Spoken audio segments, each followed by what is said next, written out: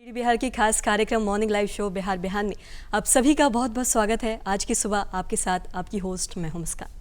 दर्शकों, देश में हर रोज़ लाखों करोड़ों लोग सफ़र करते हैं और जब बात सफ़र की होती है तो हम सभी रेल से सफ़र करना बेहद ही पसंद करते हैं, क्योंकि हम सभी बहुत ही कम पैसों में एक जगह से दूसरी जगह अपने गंतव्य तक पहुंच पाते हैं। साथ ही हम रेल से शांतिपूर्वक इसलिए सफ़र कर पाते हैं क्योंकि हमारे जो रेल के सुरक्षा कर्मी हैं वो 24 घंटे तैनात रहते हैं और हमें सुरक्षा प्रदान करते हैं। और साथ ही दर्शकों, आपको बता दूं कि हर वर्ष भारत में 20 सितंबर को रेलवे पुलिस बल के स्थापना दिवस के रूप में मनाया जाता है और इस दिन को बड़े ही उत्साह के साथ मनाया जाता है। और इस दिन को मनाने का जो उद्देश्य होता है ना दर्शकों, वो ये होता है कि लोगों को रेल सुरक्षा को लेकर जागरूक करना। और साथ ही ये एक ऐसा सुरक्षा बल है जो रेल यात्रियों की सुरक्षा तो करते ही हैं, साथ ही साथ ये रेल की संपत्तियों की भी सुरक्षा करते हैं।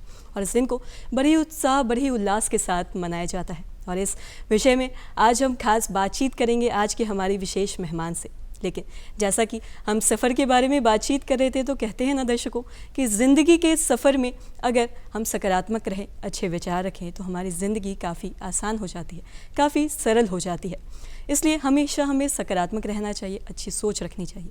अच्छा दर्शकों, क्यों ना आज के दिन की और आज के कार्यक्रम की शुरुआत करें एक अच्छी सोच के साथ, एक अनमोल वचन के साथ। तो दर्शकों, आइए देखते हैं आज का अनमोल वचन जो कि डॉक्टर एपीजे अब्दुल कलाम द्वारा कहे गए हैं। आइए देखते हैं।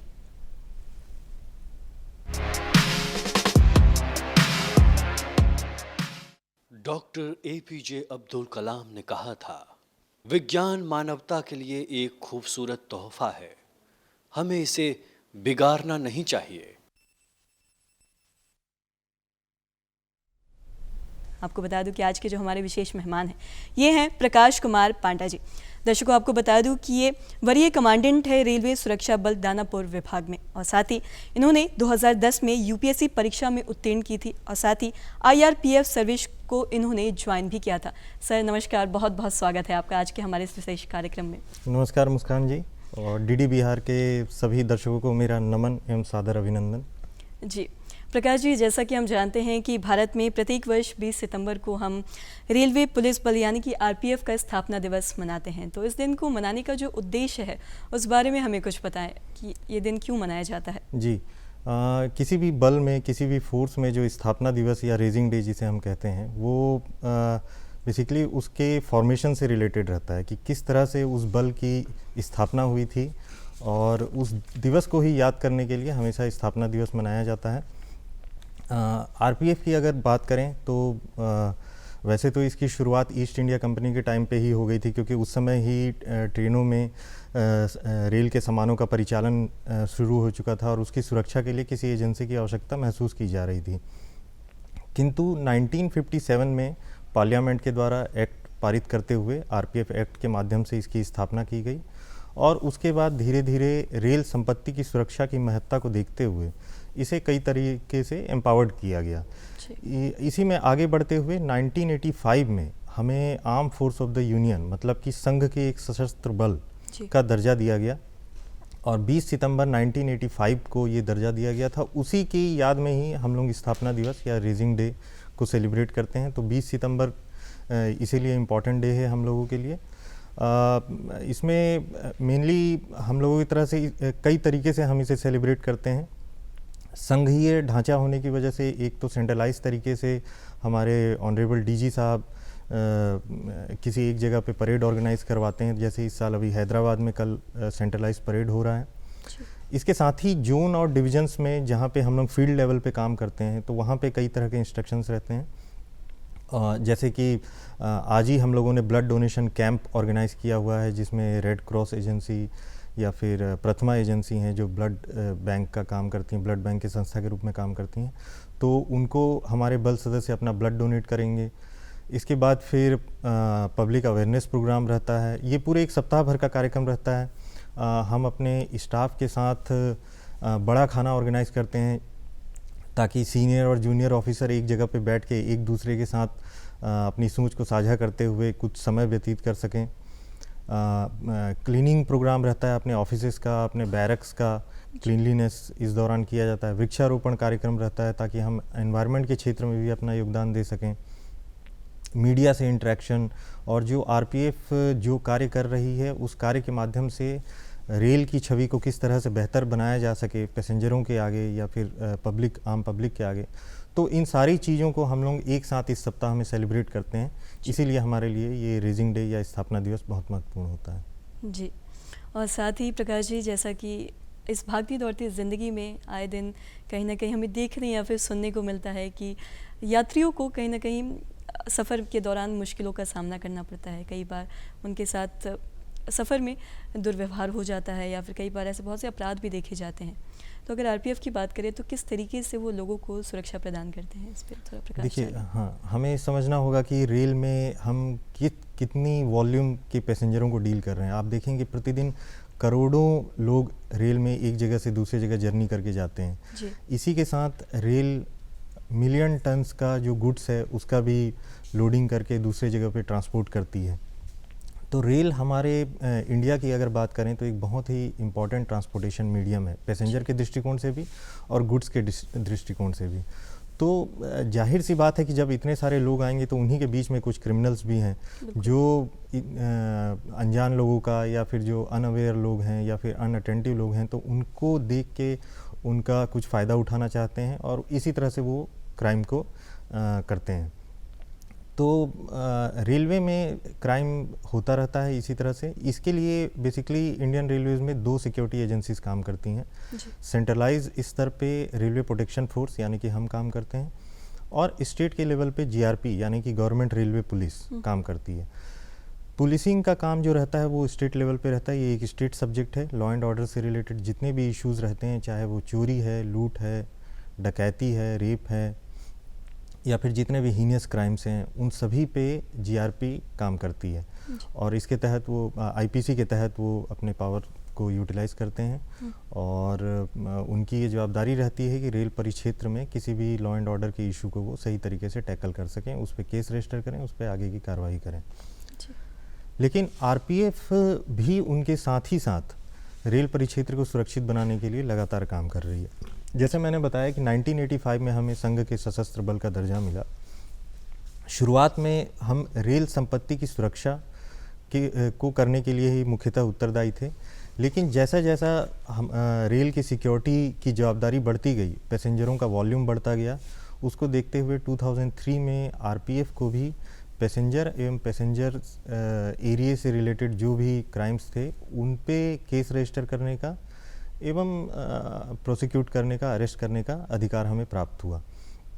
तो बेसिकली रेलवे एक्ट के तमाम सेक्शंस हैं, अलग अलग सेक्शंस हैं, जिनमें अगर रेलवे स्टेशन में कोई क्राइम घटित होता है तो उस पे हम इस तरह से एक्शन लेते हैं। इसके बाद फिर जैसा मैंने बताया कि रेल संपत्ति की चोरी या अगर रेल संपत्ति के साथ कोई छेड़छाड़ किया जाता है तो उस पे हम आरपीएफ कार्रवाई करती है। सब्सिक्वेंटली आगे जाके हमें एनडीपीएस एक्ट के तहत अगर नारकोटिक्स या फिर ऐसा कोई प्रतिबंधित सामानों की अगर ट्रांसपोर्टेशन रेल के माध्यम से होती है तो उसके लिए भी हमें एम्पावर किया गया। 2022 के पहले दशकों तक हमारा जो एक मोटो था आरपीएफ का, वो यशो लभस्व था और उसी को हम कैरी कर रहे थे। लेकिन 2022 में हमारे ऑनरेबल डीजी साहब ने इस मोटो को चेंज करते हुए सेवा ही संकल्प बनाया। सेवा ही संकल्प एक उद्देश्य को ध्यान में रखते हुए बनाया गया कि आरपीएफ जो है रेल स्टेशन में दूसरी जितनी भी सिक्योरिटी एजेंसीज़ हैं, चाहे वो पुलिस हो, इंटेलिजेंस यूनिट्स हों या फिर रेलवे की जो दूसरी एजेंसीज़ हैं या प्रतिबंधित सामानों के लिए जो अलग से कस्टम और फिर बाकी डिपार्टमेंट्स हैं, इन सभी के साथ सामंजस्य बैठाते हुए सेवा के माध्यम से पैसेंजरों के हित को सही कर सके। इसके लिए सेवा ही संकल्प हमारा मोटो अब है और उसी के तहत हम बाकी सारी एजेंसीज के साथ मिलके काम करते हैं। आज हम अभी लोगों की सुरक्षा के बारे में बातचीत कर रहे थे, तो हम जब भी आरपीएफ को देखते हैं तो उनके साथ हम आए दिन देखते हैं कि उनके साथ एक डॉग स्क्वाड भी रहता है जी। अगर उसके बारे में हम बातचीत करें तो हम जानना चाहेंगे कि किन परिस्थितियों में उनका इस्तेमाल किया जाता है, और साथ ही आपसे ये भी जानना चाहेंगे कि उनको तैयार करने के पहलू के बारे में भी हमें कुछ बताएं। डॉग स्क्वाड आरपीएफ का एक बहुत इंपॉर्टेंट यूनिट है। किसी भी फोर्स का, किसी भी पुलिस बल का डॉग स्क्वाड बहुत इंपॉर्टेंट यूनिट रहता है जी। हमारे पास मैं दानापुर मंडल की अगर बात करूं तो हमारे पास इस समय 3 अलग अलग ब्रीड के डॉग्स हैं। लेब्राडोर हैं, डाबरमैन है एवं जर्मन शेफर्ड हैं। जी। तो इनका बेसिकली दो तरीके का वर्क रहता है, एक तो ट्रैकिंग का वर्क रहता है, एक स्नीफर्स के रूप में इनको यूज़ किया जाता है। जब भी कोई किसी प्लेस पे कोई इंसिडेंट होता है, इंसिडेंट होने के बाद वो अपराधी किस तरफ गया है, उसका मूवमेंट क्या था, उसके लिए ट्रैकर्स डॉग्स को यूज़ किया जाता है, या फिर उसके बॉडी की जो महक रहती है या उसके द्वारा जो सामान यूज़ किया जाता है उसकी जो महक रहती है, उसको देखते हुए डॉग्स का जो यूज़ होता है वो स्नीफर डॉग्स के रूप में करते हैं। तो इन डॉग्स को हम लोग विशेष ट्रेनिंग देते हैं। हमारी एक अलग डॉग स्क्वाड की यूनिट रहती है जो इनको डेली बेसिस पे एक स्पेशल ट्रेनिंग देती है, स्पेशलाइज्ड यूनिट रहती है डॉग स्क्वाड की। और उनको इनका जो एरिया रहता है जैसे ट्रैकिंग और स्नीफर्स, तो इस पे इनको पारंगत किया जाता है ताकि ये जब भी ऐसा कोई ज़रूरत पड़े किसी अपराधी को पकड़ना हो, ताकि ये तुरंत उस पर अटैक करके उसको पकड़ सकें। तो एक विशेष ट्रेनिंग रहती है। इनको हम लोग डेली बेसिस पे अपने रेलवे स्टेशनों में, ट्रेनों में भेजते हैं और वो ट्रेनों की पेट्रोलिंग करते हैं, ट्रैक की पेट्रोलिंग करते हैं। उनका डेली शेड्यूल रहता है, उनके खाने पीने का विशेष रूप से ध्यान रखा जाता है। देखिए, हमें समझना होगा कि क्राइम जो होता है वो डेली बेसिस पे होने वाली चीज़ नहीं है। वो अचानक से कोई ऐसा बड़ा इंसिडेंट हो जाता है और उस इंसिडेंट पे हमारा क्या रिएक्शन है, हमारी सुरक्षा एजेंसियां किस तरह से तैयार हैं, इसको ध्यान में रखते हुए डॉग स्क्वाड की तैनाती की जाती है। आप देखेंगे जब बॉम्बे में ब्लास्ट हुए थे, ट्रेन में ब्लास्ट हुए थे, तो उस समय देखा गया था कि जो बैग्स के अंदर आईईडी रख के उनको प्लांट किया गया था, या फिर अलग अलग जगहों पे टॉयलेट में रख के किया गया था। तो इसके लिए इस तरह का इंसिडेंट कभी कभार होता है, और लेकिन ये जब भी होगा वो इतने मास लेवल पे डिस्ट्रक्शन उसका होता है कि उस क्षति को पूरा करना बहुत मुश्किल हो जाता है। तो इसके लिए हमारे पास कुछ ऐसी यूनिट होनी ज़रूरी है जिनके माध्यम से हम तुरंत कार्रवाई करके ऐसे अपराधियों को पकड़ सकें, ताकि वो दोबारा इस तरह के काम को अंजाम ना दे सकें। इसी के तहत डॉग स्क्वाड की तैनाती की जाती है और हम लोग उन्हें डेली ट्रेनों में ले जाके एक कोच से दूसरे कोच में स्निफ कराते हुए या उनको राउंड लगाते हुए हम ये चेकिंग करते हैं कि कहीं कोई ऐसा सूटकेस, कहीं कोई बैग या कुछ ऐसा सामान तो नहीं रखा हुआ है जो भविष्य में इस तरह के क्राइम को जिससे किया जा सके। तो डॉग स्क्वाड यूनिट हम लोगों के लिए बहुत महत्वपूर्ण है जी। डेफिनेटली। और जब हम ट्रेनिंग की बात करते हैं तो किसी इंसान को ट्रेन करना थोड़ा आसान होता है, लेकिन अगर डॉग स्क्वाड की बात करें तो इनको ट्रेनिंग करने के पहलू के बारे में भी कुछ बताएं। इन्हें किस तरीके से ट्रेन किया जाता है? इन्हें अनुशासन का ट्रेनिंग दिया जाता है। सबसे पहले तो हम इन्हें बैठना, उठना, और वो डॉग स्क्वाड का जो हमारा हैंडलर होता है उसके कमांड पे वो पूरी तरीके से काम कर सके, इसकी विशेष ट्रेनिंग होती है। जब उसे अटैक करने के लिए कहा जाए तो वो अटैक करे, जब उसे रोकने के लिए कहा जाए तो उन कमांड्स पे विशेष ध्यान रखते हुए, तो जिस तरह से आप बता रही हैं कि जैसे हम फोर्स के मेंबर भी हमें कमांड पे काम करते हैं जी। हमेशा, तो उसी तरह से हम अपने डॉग को भी ट्रेन करते हैं और डॉग भी हमारे कमांड पे काम करता है। लेकिन बड़ी अच्छी बात है कि डॉग एक ऐसा एनिमल है जो इन कमांड्स को सबसे बेहतर तरीके से रिकॉग्नाइज करता है और रिस्पॉन्ड करता है। तो इसलिए ही डॉग स्क्वाड की तैनाती पुलिस फोर्सेस में रहती है। जी। और साथ ही थोड़ा आपके बारे में भी जान लेते हैं। आपसे जानना चाहूँगी कि आपकी बेसिक एजुकेशन कहाँ से, आपकी शिक्षा दीक्षा कहाँ से हुई प्रारंभिक, और कहाँ से आप ताल्लुक़ रखते हैं? अपने कार्यप्रणाली के बारे में भी बताएं। मुस्कान जी, मैं छत्तीसगढ़ का रहने वाला हूँ और मेरा बैकग्राउंड भी पुलिसिंग का ही था। मेरे दादाजी, मेरे पिताजी सभी पुलिस में थे और वहीं से मैंने अपना बेसिक एजुकेशन किया। मैंने इंजीनियरिंग की डिग्री ली इंफॉर्मेशन टेक्नोलॉजी से, और इंजीनियरिंग की डिग्री लेने के बाद सिविल सर्विसेज में आने की चाहत थी शुरुआत से ही। तो इसी को ध्यान में रखते हुए उसके बाद मैं दिल्ली गया। दिल्ली में मैंने सिविल सर्विसेज का प्रिपरेशन किया और 2010 में IRPFS सर्विस मुझे अलॉट हुआ सिविल सर्विसेज में सेलेक्ट होने के बाद। इसके बाद फिर अलग अलग जगहों पे पोस्टिंग हुई। जैसे मेरी पहली पोस्टिंग गाज़ियाबाद में थी, इसके बाद फिर कर्नाटक में हुबली और मैसूर 2 जगहों पे पोस्टिंग रही। उसके बाद मैं रेलवे बोर्ड में आया दिल्ली में, वहाँ से आगरा मेरी पोस्टिंग हुई और दानापुर में लास्ट ईयर बिहार में मेरी पोस्टिंग अप्रैल 2022 में हुई थी। तो ये मेरी 6ठी पोस्टिंग है यहाँ पे। जो आपने बताया कि आप निजी चीज़ों के बारे में, तो जैसे मैं बताऊं कि मेरी हॉबी स्पोर्ट्स एक्टिविटीज़ पे रही है स्टार्टिंग से ही जी। तो अपने पढ़ाई के अलावा या फिर अपने काम के अलावा हमेशा से खेल पे रुझान रहता है। तो बैडमिंटन में ज़रूर खेलता हूँ दिन में 1 घंटे टाइम निकाल के। और नहीं खेल पाते हैं तो भी थोड़ा बहुत एक्सरसाइज वगैरह या फिर स्पोर्ट्स एक्टिविटी, क्रिकेट मैच देखना, तो इस तरह से थोड़ा सा रहता है। जी, और डिफेंस जी। पर्सन को फिट रहना भी बेहद ही जी ज़रूरी जी होता जी, है सभी, बिल्कुल बिल्कुल तो उनका स्पोर्ट्स में लगाव थोड़ा रहता है। जी।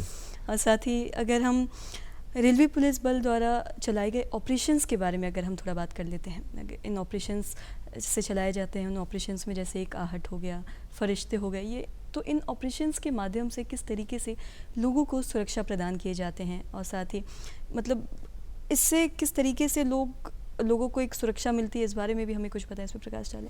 जी, रेल में अलग अलग क्राइम को ध्यान में रखते हुए हम लोगों ने स्पेसिफिक फोकस रखने के लिए अलग अलग ऑपरेशन बना रखे हैं। जी जैसे रेल में जो सबसे बड़ी समस्या रहती है यात्रियों के सामानों की चोरी जी जर्नी के दौरान, तो इधर देखने में आ रहा है कि मोबाइल थेफ्ट सबसे ज़्यादा होता है, या फिर उनके जो महंगे सामान हैं उनकी चोरियां हो जाती हैं। तो उनको ध्यान में रखते हुए हम लोग यात्री सुरक्षा हम लोगों ने चलाया हुआ है, और इसमें हमारे स्टाफ लगातार काम करते हैं। इसमें मैं बताऊं कि पिछले एक साल में हमने 150 से ज़्यादा जो ऐसे ऑफेंडर्स हैं, जो चोर हैं, उनको पकड़ा है, और लाखों रुपए की संपत्ति जो है वो उनसे बरामद की है। और बरामद करने के बाद फिर हम चूंकि ये केस जीआरपी रजिस्टर करती है, तो उनको जीआरपी को हैंडओवर करते हैं, और चोर को भी हैंडओवर करते हैं उनको, ताकि वो अग्रिम कार्रवाई कर सकें। तो यात्री सुरक्षा हमारे लिए बहुत इम्पॉर्टेंट ऑपरेशन है। इसके बाद ऑपरेशन महिला सुरक्षा पे हम काम करते हैं। महिलाओं की सुरक्षा और उसको देखते हुए लगातार रेलवे एक्ट के तहत जो हमारे पास प्रोविज़न है उस पर हम लोग काम करते हैं। ऑपरेशन जीवन रक्षा एक बहुत महत्वपूर्ण ऑपरेशन है हमारे पास। आप देखेंगे कि आए दिन ये सूचना मिलती है कि रेलवे ट्रैक में किसी व्यक्ति के कटने से मौत हो गई, या उसका अंग भंग हो गया, उसके बॉडी पार्ट्स कट जाते हैं, उनके बॉडी पार्ट्स का नुकसान हो जाता है। तो उसको देखते हुए हमारे जो बल सदस्य हैं वो लगातार एक्टिव रहते हैं। और यूजुअली देखने में आता है कि जब कोई व्यक्ति ट्रेन में चढ़ना चाहता है या चलती गाड़ी में चढ़ना चाहता है या उतरना चाहता है, तब उससे ये गलती होती है, और प्लेटफॉर्म और ट्रेन के बीच में जो गैप होता है उस गैप में उसका पैर आ जाता है, और वो फिर ट्रेन के साथ खींचता चला जाता है। तो उसको देखते हुए ऑपरेशन जीवन रक्षा चलाया गया है, जिसमें हमारे जो प्लेटफॉर्म में आरपीएफ के बल सदस्य रहते हैं वो इतने एक्टिव रहते हैं कि जैसे ही इस तरह का कोई इंसिडेंट होता है वो इमीडिएटली उसे बाहर खींच के, सुरक्षित तरीके से बाहर खींच के ले आते हैं। इस दौरान वो अपनी भी जान को कई बार जोखिम में डालते हैं, लेकिन हमारे लिए, जैसा मैंने बताया, सेवा ही संकल्प महत्वपूर्ण है।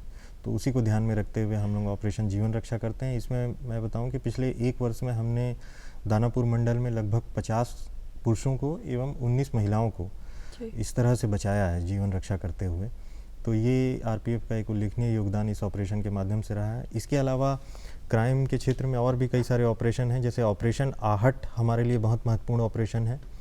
आहट एक एंटी ह्यूमन ट्रैफिकिंग के लिए बनाया गया ऑपरेशन है, और ट्रेनों के माध्यम से जो लोगों को ट्रांसपोर्ट करके दूसरे जगह पे पहुंचाया जाता है वो ह्यूमन ट्रैफिकिंग होता है। बिहार, जहाँ पे इस समय मैं पोस्टेड हूँ, ये ह्यूमन ट्रैफिकिंग के लिए एक सोर्स का काम करता है। यहाँ से आए दिन बच्चों को ऐसे जगह पे ले जाया जाता है जहाँ पे उनसे मजदूरी कराई जाए, ना केवल बच्चों को बल्कि महिलाओं को, पुरुषों को भी ले जाया जाता है। उनको, जैसे कि बेंगलोर में कॉफ़ी प्रोडक्शन जहाँ पे होता है तो वहाँ ले जाया जाता है, हैदराबाद की फैक्ट्रीज़ में ले जाया जाता है, सूरत की फैक्ट्रीज़ में ले जाया जाता है, इसी तरह से दिल्ली, गुड़गांव, मुंबई, ऐसे जगहों पे ले जाया जाता है। तो उनको जब ले जाते हैं तब तो उनकी फैमिली को और उन बच्चों को ये विश्वास दिलाया जाता है कि आपका भविष्य काफ़ी अच्छा है, आप अभी यहाँ पे बेरोज़गार हैं, आपको वहाँ पे ले जाके हम पढ़ाएंगे भी, हम नौकरी भी दिलवाएंगे, आपको पैसे भी मिलेंगे। तो उनके फैमिली वाले भी उन्हें भेज देते हैं, विलिंगली भेजते हैं, और बच्चे भी खुशी खुशी जाते हैं। तो हमारे लिए ये एक चैलेंज रहता है कि हम उन बच्चों को किस तरह से कन्विंस करके उनके जाल से बचा सकें, क्योंकि अल्टीमेटली जब वो वहाँ जाते हैं जहाँ उनको ट्रांसपोर्ट किया जाता है तो वहाँ उन्हें वो पिक्चर दिखाई नहीं देता। उन्हें पढ़ाने की बात बहुत दूर दूर तक नहीं हो पाती है, उनसे बेगारी कराई जाती है, मजदूरी कराई जाती है, 24 घंटे कराई जाती है बिना पैसों के, और इस तरह से उनका एक तरह से शारीरिक और मानसिक शोषण होता है। तो ये उन्हें जब तक एहसास होता है तब तक वो अपने परिवार से भी काफ़ी दूर चले गए रहते हैं और बच्चे वापस कुछ कर नहीं पाते, उनके पास कोई ऐसा माध्यम नहीं होता है जिससे वो अपने पेरेंट्स से कांटेक्ट कर सकें। तो ये एक बहुत बड़ी समस्या है, पूरे भारत की समस्या है और इसी को देखते हुए ऑपरेशन आहट प्रोग्राम चलाया गया है। इसी के लिए हमारे जो ऑनरेबल डीजी साहब हैं, इन्होंने कैलाश सत्यार्थी के ग्रुप बचपन बचाओ आंदोलन जो है उसके साथ टाई अप किया 2022 में और दोनों के बीच जो MOU हुआ उसके माध्यम से सबसे बड़ी खासियत BBA की ये होती है कि हमारी तरह RPF की तरह ही उनका भी पूरे इंडिया में अलग अलग जगह पे सेंटर्स हैं, तो उनकी भी पहुंच पूरे इंडिया में है। तो हमारे पास इनपुट आ जाते हैं कि कौन से बच्चों को कहां से कहां ले जाया जा रहा है और जैसे ही फिर हमें इनपुट मिलता है हम अपनी एजेंसी को टाइट करते हैं। RPF एजेंसी GRP के साथ मिलके पुलिस के साथ मिलके तुरंत ऐसे बच्चों को रेस्क्यू करती है। इसके लिए हमने हर इम्पॉर्टेंट स्टेशंस में अपनी यूनिट बना रखी है जो एंटी ह्यूमन ट्रैफिकिंग के रूप में काम करती है और वो पुलिस के साथ कोऑर्डिनेट करते हुए तुरंत उन बच्चों को रेस्क्यू करते हैं। रेस्क्यू करने के बाद GRP को हैंडओवर करते हैं, उनके अभिभावकों को हैंडओवर किया जाता है या चाइल्ड वेलफेयर कमेटी को दिए जाते हैं वो बच्चे, ताकि उनका कहीं और शोषण ना हो सके और उसके बाद फिर उनके रिहेबिलिटेशन का प्रोग्राम का भी हम ध्यान रखते हैं ताकि नेक्स्ट टाइम वो वही बच्चे फिर से विक्टिम ना बन सकें इस पूरे जाल के। तो इसको देखते हुए बड़ी खुशी की बात है कि RPF दानापुर डिवीज़न ने बहुत ही अच्छा काम करते हुए पिछले 1 साल में लगभग 160 बच्चों को रेस्क्यू किया है, मानव तस्करी के जाल से बचाया है और लगभग हमने 40 मानव तस्करों को गिरफ्तार करके GRP को हैंडओवर किया है। तो ऑपरेशन आहट हमारे लिए एक बहुत महत्वपूर्ण प्रोग्राम है। इसी तरह से ऑपरेशन नारकोस है। नारकोस में जितने भी रेल के माध्यम से जितने भी प्रतिबंधित सामानों की तस्करी की जाती है, चाहे वो गांजा की तस्करी हो या फिर लीकर की तस्करी हो, बिहार में लीकर जैसा बैन है आपको पता है, तो लीकर की तस्करी होती है या फिर अफीम की तस्करी या फिर जो आर्म्स एम्यूनेशन होता है उसका तस्करी गैंगस्टर्स के द्वारा किया जाता है। पैसे जो इलीगल पैसे होते हैं उन्हें बैग्स में रख के एक स्थान से दूसरे स्थान भेजा जाता है गलत कामों के लिए। तो अच्छा, वाइल्ड लाइफ की तस्करी, ऐसे कई सारी चीज़ें हैं जो अब हमारे डोमेन में आ गई हैं, जो पहले हम लोग नहीं करते थे, लेकिन सेवा ही संकल्प को ध्यान में रखते हुए अब इन सारे चीज़ों पे हमारी पहुंच हो चुकी है और जैसे ही हम इससे रिलेटेड कोई भी तस्करी देखते हैं तो इमीडिएटली हम अपने अगले स्टेशन में हमारे पास सूचना भेजते हैं। हमारा जो बल सदस्य नेक्स्ट स्टेशन में अवेलेबल रहता है वो अपनी पूरी टीम के साथ वहाँ पे पहुँचता है और उन्हें गिरफ्तार करके पूरे सामान को सीज करते हुए आगे की प्रक्रिया करता है। तो ऑपरेशन नारकोस बहुत महत्वपूर्ण है।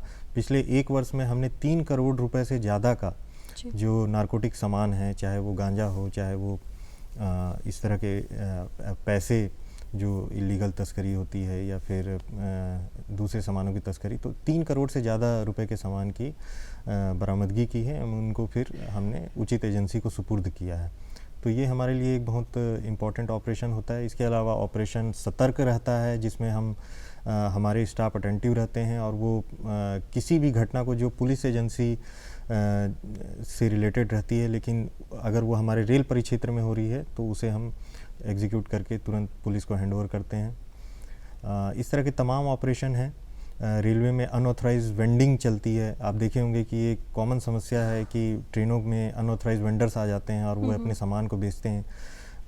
वो सामान की क्वालिटी जो रहती है वो बहुत ख़राब रहती है और उसको खाने से लोगों को कई तरह की समस्याएं हो जाती हैं।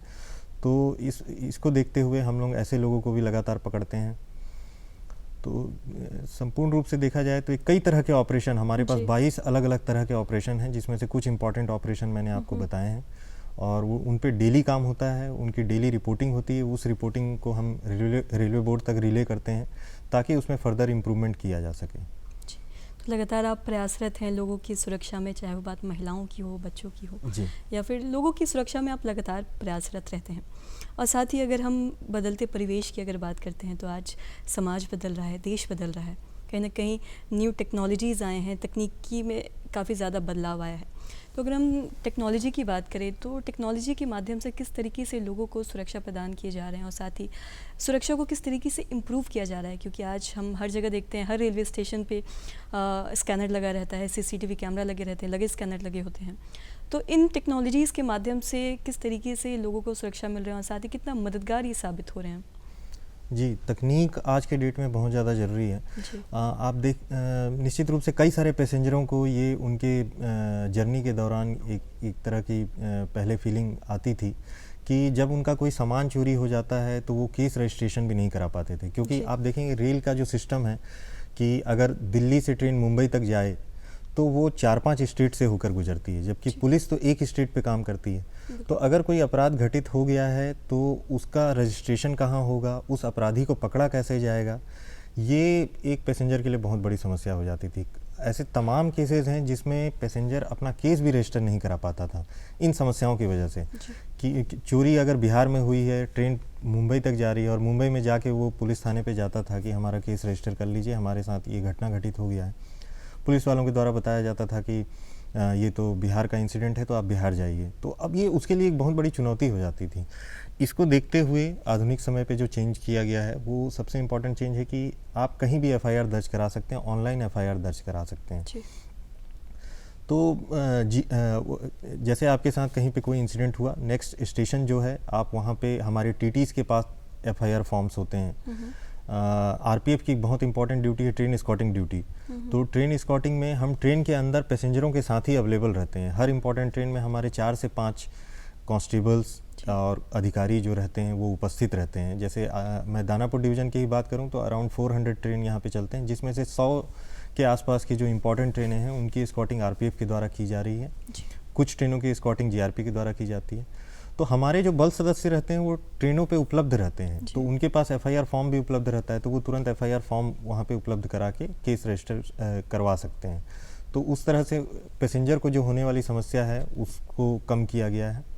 टेक्नोलॉजी की बात मैं आगे करूँ तो इसमें एक चीज़ रेल मदद ऐप हम लोगों का एक बहुत इम्पॉर्टेंट एक ऐप है और गूगल प्ले स्टोर में जाके आप इसे डाउनलोड कर सकते हैं।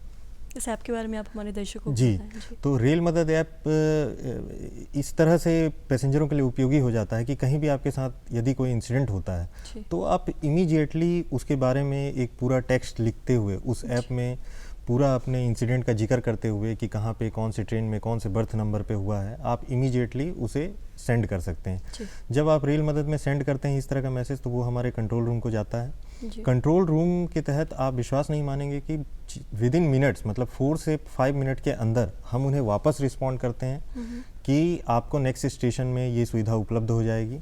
हमारा बल सदस्य जो है वो वहाँ पे आपको उपलब्ध मिलेगा और आप अपनी समस्या उनको बता सकते हैं। और इसका असर इतना व्यापक रूप से रहा है क्योंकि पहले जब समस्या होती थी तो लोगों को महीनों लग जाते थे और वो केस सॉल्व नहीं हो पाता था, लेकिन यहाँ पे मिनटों में 4 से 5 मिनट के अंदर एक सरकारी एजेंसी आपको रिस्पॉन्ड कर रही है और वो पैसेंजरों के लिए बहुत सेटिस्फेक्शन का काम करता है। तो हम उन्हें बताते हैं कि नहीं, 5 मिनट के अंदर आपको इस तरह की सहायता उपलब्ध हो जाएगी, आप घबराइए नहीं। अगर दो पक्षों के बीच में जर्नी के दौरान किसी तरह का कोई विवाद उत्पन्न हो जाता है, उस विवाद को अगले स्टेशन में हमारे स्टाफ तुरंत सॉर्ट आउट कर लेते हैं। वहाँ पे जाके दोनों पक्षों को समझाते हैं। अगर किसी पक्ष की गलती है तो उसे समझाने का प्रयास किया जाता है, अगर नहीं मानते हैं तो फिर उनके खिलाफ फिर जो भी कानूनी कार्रवाई होती है वो की जाती है। तो किसी भी तरह की समस्या को रेल मदद ऐप के माध्यम से सुलझाया जा सकता है। तो ये एक नया डेवलपमेंट है जो हमारे फोर्स में किया गया, नया इम्प्रूवमेंट है। रेल मदद ऐप के बाद मैं 139 जो हमारा टोल फ्री नंबर है और सिक्योरिटी हेल्पलाइन नंबर है, इसके बारे में बताऊंगा। आप किसी भी समय जर्नी में कहीं भी आप जर्नी कर रही हैं और आपको किसी भी तरह की जानकारी चाहिए, किसी भी तरह की सिक्योरिटी से रिलेटेड कोई अगर मैटर है कि किसी ने छेड़छाड़ कर दिया किसी महिला के साथ, किसी का कोई सामान गुम हो गया, कोई सामान कहीं मिस हो गया या वो उतर गए लेकिन सामान रह गया या उनका सामान बोर्ड नहीं कर पाया, ऐसे तमाम चीज़ें होती हैं। बच्चा छूट गया, कोई पैसेंजर छूट गया जी, तो उन चीज़ों के लिए तुरंत 139 पे कॉल किया जाता है और हमारे जो स्टाफ रहते हैं वो तुरंत उसमें जो भी सुविधा रहती है वो मुहैया करा देते हैं। या कोई जानकारी चाहिए तो वो जानकारी भी 139 के माध्यम से मिल जाती है। इसके अलावा मैं बताऊंगा कि हमारी साइबर सेल लगातार काम करती है। आरपीएफ के पास एक साइबर सेल होती है जो हेडक्वार्टर स्तर पे काम करती है और डिवीज़न को, फील्ड यूनिट्स को उससे मदद मिलती है। तो हमारी साइबर सेल लगातार काम करती रहती है जो ये देखती है कि ट्रेनों में किस तरह की गड़बड़ियाँ हो रही हैं। जैसे ट्रेनों में रेल की जर्नी में एक बहुत बड़ी समस्या है टिकट नहीं मिल पाना जी। तो इसी के लिए हम लोगों ने ऑपरेशन उपलब्ध भी स्टार्ट किया है। जी। लोगों को ट्रेनों में टिकट नहीं मिल पाता है क्योंकि एक तो वॉल्यूम ऑफ पैसेंजर भी बहुत ज़्यादा है, लेकिन उसके बाद टिकट से रिलेटेड जो डाउट्स हैं वो भी लगातार मार्केट पे काम करते रहते हैं। तो पैसेंजरों को ये समझना बहुत ज़रूरी है कि गलत व्यक्ति से या जो ऑथराइज एजेंसीज नहीं हैं उनसे टिकट ना लिया जाए, क्योंकि वो जो टिकट प्रोवाइड करते हैं थोड़े बहुत ऊपर के पैसे लेके, जैसे 400 रुपये या 500 रुपये कुछ एक्स्ट्रा ले लिया और टिकट उन्होंने प्रोवाइड करवा दिया। पैसेंजर को लगता है कि मुझे रिजर्वेशन सेंटर में तो टिकट नहीं मिल रहा था लेकिन इन्होंने टिकट उपलब्ध करा दिया है, तो अगर 500 रुपये देना भी पड़ रहा है तो कोई बहुत बड़ी बात नहीं है, तो वो वहाँ से टिकट ले लेते हैं। लेकिन हमारा जो साइबर सेल होता है वो इस पूरी एक्टिविटी पे लगातार निगरानी कर रहा होता है। हमें टिकटों का डिटेल हमारे पास रहता है और उसके माध्यम से हम ये देख लेते हैं कि कौन सी एजेंसी इस तरह की गलत एक्टिविटी में शामिल है। उस टिकट को भी हम ब्लॉक करा देते हैं और उस व्यक्ति को जिसने टिकट उपलब्ध कराया है उसे भी अरेस्ट किया जाता है। और पैसेंजरों को भी हम सेम टाइम पे अपने अवेयरनेस प्रोग्राम से ये जागरूक करते हैं कि ऐसे अनधिकृत एजेंट्स के माध्यम से आप टिकटों को ना लें। जी। तो हमारा साइबर सेल इसमें लगातार काम करता है। साइबर सेल इसके अलावा नारकोटिक्स का ट्रांसपोर्टेशन या फिर कोई भी व्यक्ति अगर टिकट की रिजर्वेशन करा के टिकट लेके यदि किसी भी तरह का अपराध करता है ट्रेनों के अंदर या स्टेशनों के अंदर, तो हमारी साइबर सेल एक्टिव रहती है। वो हमें हमारे फील्ड फॉर्मेशन को इन्फॉर्मेशन देती है और उस पर हम तुरंत एक्टिव होकर काम करते हैं। तो ये एक बहुत बड़ा डेवलपमेंट है। इसके अलावा जैसे आपने सीसीटीवी कैमरा बताया, तो आज के डेट में आप स्टेशन के अंदर कोई भी गलत काम करते हैं, किसी भी तरह का अपराध करते हैं, तो कौन से कोच में वो इंसिडेंट हुआ है, कौन से स्टेशन के किस प्लेटफॉर्म पे इंसिडेंट हुआ है, वो अपराधी किस तरह से स्टेशन के अंदर आया था, उसने कौन से वाहन का यूज किया था स्टेशन के अंदर जाते समय, वाहन को उसने कहाँ खड़ा किया, किस तरह से वो किस एंट्री से वो अंदर आया, ये सारा जो है हम सीसीटीवी प्रणाली ऑलमोस्ट हर इम्पोर्टेंट स्टेशन पे लगाया जा चुका है। तो जैसे ही कोई अपराध होता है हम इमीडिएटली उस पर देखते हैं उसकी सारी एक्टिविटी को और हम अपराधी तक पहुंच सकते हैं, हम अपराधी के गैंग तक पहुंच सकते हैं। तो अगर महिलाओं की जब हम बात करते हैं तो आए दिन हम देखते हैं कि महिला कहीं ना कहीं यात्रा करती हैं रेल से, लाखों करोड़ों महिलाएं यात्रा करती हैं रेल से, और कई बार ऐसा देखा हर ट्रेन में कहीं ना कहीं एक महिलाओं के लिए आरक्षित कोच बना होता है, लेकिन कई बार ऐसा भी देखा जाता है कि महिलाओं के कोच में जाके पुरुष जाके बैठ जाते हैं। तो इसके लिए क्या कुछ नियम बनाए गए हैं, इस बारे में हमें ज़रूर बताएं आप। जी, महिला सुरक्षा रेल सुरक्षा बल के लिए और रेलवे के लिए बहुत ही प्राथमिकता वाला विषय है। इसी को ध्यान में रखते हुए जैसा आपने बताया कि महिला कोच हम लोग अलग से आवंटित करते हैं और उस महिला कोच में महिलाओं की जो जर्नी है वो सेफली हो सके ये इंश्योर करने की कोशिश करते हैं। लेकिन भीड़ भाड़ की वजह से, और जैसा कि मैं आपको बताऊं दानापुर मंडल में तो ये एक बहुत प्रमुख समस्या है कि यहाँ पे जो आरक्षित कोच है महिलाओं के लिए, वो महिलाओं के लिए आरक्षित नहीं रह जाता है। उसमें इतने पुरुष और बाकी जो पैसेंजर्स हैं वो चढ़ जाते हैं कि महिलाएं तो उनको बेचारों को बहुत किनारे जाके कोई स्पेस मिल पाता है और वहाँ से फिर हमारे पास कंप्लेन आता है कंट्रोल रूम में कि इस तरह की समस्या है। इसी को ध्यान में रखते हुए हम लोगों ने लगातार हमारे पास जो रेलवे एक्ट के तहत 162 का सेक्शन है उसमें कार्रवाई किया है और पिछले 1 वर्ष में 8000 से ज़्यादा लोगों को हमने अरेस्ट किया है महिला कोचेस से। तो एक ये है ताकि उनको एक तरह का एक डेटेंट इफेक्ट हो सके उन पे कि हमें महिला कोच में नहीं चढ़ना है। इसके लिए ये लगातार ये कार्रवाई की जाती है। इसके साथ ही रेलवे बोर्ड के गाइडलाइंस के तहत महिला सुरक्षा को ध्यान में रखते हुए हमारी एक मेरी सहेली टीम है। इस मेरी सहेली टीम का मुख्य रूप से कार्य रहता है कि जो इम्पोर्टेंट स्टेशन में हमारे जो महिला बल सदस्य हैं उनका बहुत इम्पॉर्टेंट रोल हो जाता है। आरपीएफ में इस समय अराउंड 8 to 9% महिला बल सदस्य हैं और जो किसी भी दूसरे पैरामिलिट्री फोर्स से बहुत या आर्म फोर्स से बहुत ज़्यादा संख्या है। दूसरे पैरामिलिट्री फोर्सेस में ये संख्या 4 से 5% है, लेकिन लास्ट रिक्रूटमेंट जो था उसमें महिलाओं की काफ़ी संख्या बढ़ाई गई और इनको एक डेडिकेटेड ड्यूटी दिया गया है ऑपरेशन मेरी सहेली। मेरी सहेली के तहत हमारे पास जो सिंगल वीमेन पैसेंजर्स होती हैं, जो अकेली जाने वाली जो महिला पैसेंजर होती हैं, हम उनकी सुरक्षा का विशेष ध्यान रखते हैं और वो लिस्ट हमें हमारी जो कमर्शियल डिपार्टमेंट है रेलवे की उनसे हम ले लेते हैं। वो हमारे पास मेरी सहेली का जो ऐप रहता है उसके माध्यम से हमें मिल जाता है कि एक ट्रेन में कौन कौन से कोचेज़ हैं, जिन कोचेज़ में अकेली महिला पैसेंजर जो हैं वो लॉन्ग डिस्टेंस जर्नी कर रही हैं। इसके बाद हमारी टीम का काम शुरू हो जाता है। हमारी जो महिला टीम है वो उनसे स्टार्टिंग, जहाँ जर्नी स्टार्ट हो रही है, स्टार्टिंग स्टेशंस में जाके उनसे मिलते हैं, मिल के उनका हालचाल पूछते हैं और उन्हें ये बताते हैं कि ये 139 नंबर है, रेल मदद ऐप है, आपको कहीं पे भी कोई समस्या होती है तो आप हमें उसके बारे में बताइए। मीट के जितने स्टेशंस रहते हैं उन सारे स्टेशनों में मेरी सहेली टीम जहाँ जहाँ पे है वो उनका काम भी उनको अटेंड करना रहता है। यदि नाइट रहता है तो हम उन्हें डिस्टर्ब किए बिना जस्ट ट्रेन को पास कराने का काम करते हैं और इस तरह से हम महिलाओं की सुरक्षा को पूरा करते हैं। ठीक। और जैसा कि ये तो हमने महिलाओं के बारे में बात कर ली, और आए दिन जब हम रेल से सफ़र करते हैं तो हम है जो विज्ञापन के माध्यम से बहुत सारे जागरूकता अभियान चलाए जाते हैं रेलवे द्वारा, तो आए दिन हम विज्ञापन देखते हैं, चाहे वो बात अगर हम टीवी के माध्यम से देखते हैं रेलवे स्टेशन पे, या फिर कई बार प्रिंट मीडिया में पोस्टर्स भी लगे होते हैं बहुत जगह। और कहीं ना कहीं लोगों में नियम तो हर चीज़ के बने हैं लेकिन लोगों में जागरूकता नहीं होती है। और कई बार ऐसा, अगर रेल की अगर बात करें तो सबसे ज़्यादा जो लोगों की कंप्लेन रहती है वो ये रहती है कि उनके सामान चोरी हो जाते हैं। तो इसके लिए क्या कुछ नियम बनाए गए और साथ ही क्या कुछ जागरूकता अभियान चलाए जा रहे हैं रेलवे द्वारा, इस बारे में भी बताएं। जी, जागरूकता अभियान तो मैं बताऊं कि आरपीएफ या फिर पुलिस या फिर रेलवे जो है वो लगातार चलाती रहती है। हम लोग अलग अलग तरह का, जैसे कि अलार्म चैन पुलिंग है तो अलार्म चैन पुलिंग की समस्या बहुत ज़्यादा रहती है जगह जगह पे, ट्रेनों की पंक्चुअलिटी को ख़राब करके और दूसरे पैसेंजरों के टाइमिंग का ध्यान रखे बिना लोग चैन पुल करते हैं और चैन पुल करके नीचे उतर के वो दूसरों की जर्नी को भी बाधित करते हैं। तो ये है, तो इसके खिलाफ हम लोग जागरूकता अभियान करते हैं। जो लेवल क्रॉसिंग गेट्स रहते हैं, आप देखे होंगे 2 स्टेशनों के बीच का जो सेक्शन रहता है वहाँ पे जब रोड और ट्रैक, रेलवे का ट्रैक आपस में क्रॉस करता है तो वहाँ लेवल क्रॉसिंग गेट होता है। उस गेट्स में कई सारे एक्सीडेंट्स हो जाते हैं। गेट बंद है फिर भी लोग अपनी गाड़ियों को या फिर स्वयं बाय वॉक उसे क्रॉस करने की कोशिश करते हैं और इसी दौरान ट्रेन आ जाता है। मैं बताऊं कि आजकल जो ट्रेनों का जो स्पीड है वो पहले की तुलना में बहुत ज़्यादा बढ़ गया है। पहले तो स्टीम इंजन चलते थे, फिर डीजल इंजन, फिर उसके बाद अब इलेक्ट्रिक इंजन। इलेक्ट्रिक इंजन में भी हम लोगों को जो भारत सरकार की तरफ से नए नए टारगेट्स दिए जा रहे हैं, जिसके तहत रेलवे की स्पीड अब ऑन एन एवरेज 100 से 130 की स्पीड में हम लगभग सभी ट्रेनों को मूव कर रहे हैं।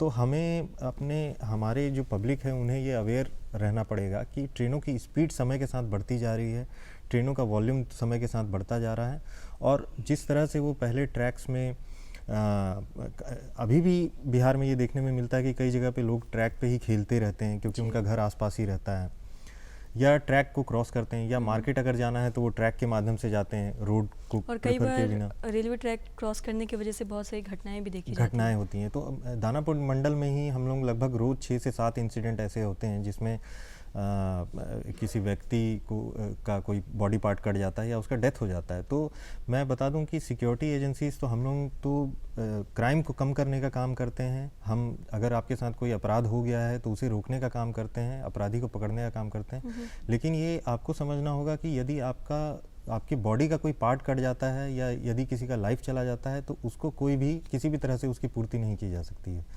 तो ये हमें पैसेंजर्स को और पब्लिक को स्वयं में एक अवेयरनेस लाना होगा कि हम सबसे पहले जैसे ही अपने घर से निकलते हैं तो जिस तरह से फ़्लाइट अगर हमें पकड़ना है तो हम 1 घंटे पहले 2 घंटे पहले वहाँ पहुँचते हैं, तो उसी तरह से ट्रेनों को अगर हमें पकड़ना है तो हम आधे घंटे पहले ट्रेन स्टेशन में पहुँचें, आराम से अपनी जगह पे खड़े रहें और उसके बाद जब ट्रेन आए तो उसमें आराम से चढ़ें, क्योंकि आजकल कोच इंडिकेशन बोर्ड्स लगे हुए हैं। तो उस इंडिकेशन बोर्ड का यूज़ करते हुए S1, S2, S3, A1 जो कोच है, जो भी आपका कोच है, उस कोच में आप चढ़ें, अपनी सीट पे जाके बैठें।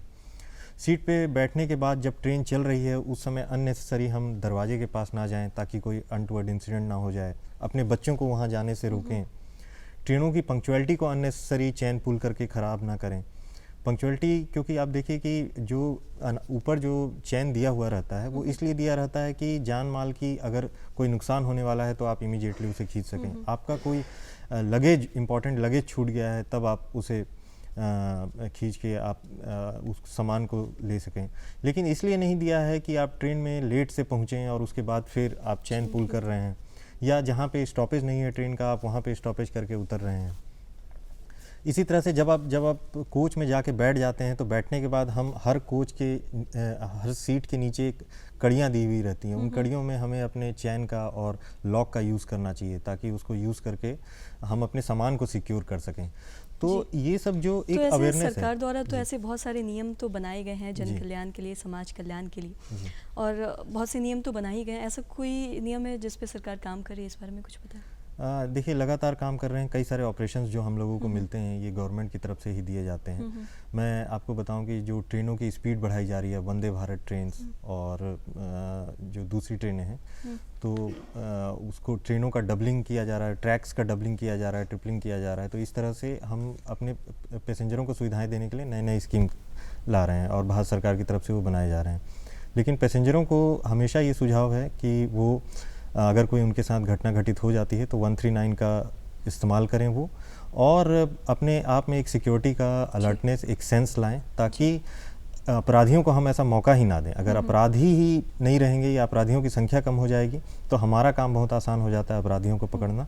तो यही मेरा मैसेज रहेगा सभी पैसेंजर। साथ ही वक्त हो चला है अब जाने का, तो जाते जाते आप हमारे युवाओं को, हमारे जो दर्शक हैं उनको एक क्या कुछ संदेश देना चाहेंगे? संदेश जैसा कि मैंने बताया कि एक सिक्योरिटी अवेयरनेस ज़रूर रहना चाहिए। जब भी हम अपने घर से एक ट्रेन की जर्नी के लिए निकलें तो वो अपने दिमाग में सिक्योरिटी अलर्टनेस लाएं, एक अवेयरनेस लाएं। अगर हम सबसे पहले हमारा बॉडी इंपॉर्टेंट है, उसके बाद हमारा लगेज इंपॉर्टेंट है, तो इन चीज़ों का ध्यान रखते हुए ही हम एक जर्नी को एक जगह से दूसरी जगह करें। और आरपीएफ आपकी सेवा के लिए लगातार प्रतिबद्ध है। कोई भी घटना घटित सर, होती है बहुत बहुत शुक्रिया ये तमाम जानकारी के लिए, और बहुत बहुत शुक्रिया हमारे कार्यक्रम में आने के लिए और हमारे कार्यक्रम को और भी ज़्यादा इन्फॉर्मेटिव और महत्वपूर्ण बनाने के लिए बहुत बहुत शुक्रिया। धन्यवाद। धन्यवाद। तो दर्शकों, अब वक्त, जैसा कि आप जानते हैं कि हमारे वक्त की पाबंदी है और वक्त हो चला है जाने का, तो जैसा कि जाने से पहले आपसे हम एक रिक्वेस्ट करते हैं, एक गुजारिश करते हैं कि आप हमें कोई खत भेजें या फिर कोई अपना सुझाव भेजें जिससे हम ये जान सकें कि आपको आज का ये हमारा कार्यक्रम कैसा लगा। तो दर्शकों, फटाफट उठाए पेन कॉपी और नोट करिए हमारा पता है कार्यक्रम बिहार बिहान, निदेशक DD बिहार, दूरदर्शन केंद्र पटना, फ्रेजर रोड पटना, और साथ ही हमारा पिन कोड है 800001 और हमारा email ID है director ddkpatna@gmail.com।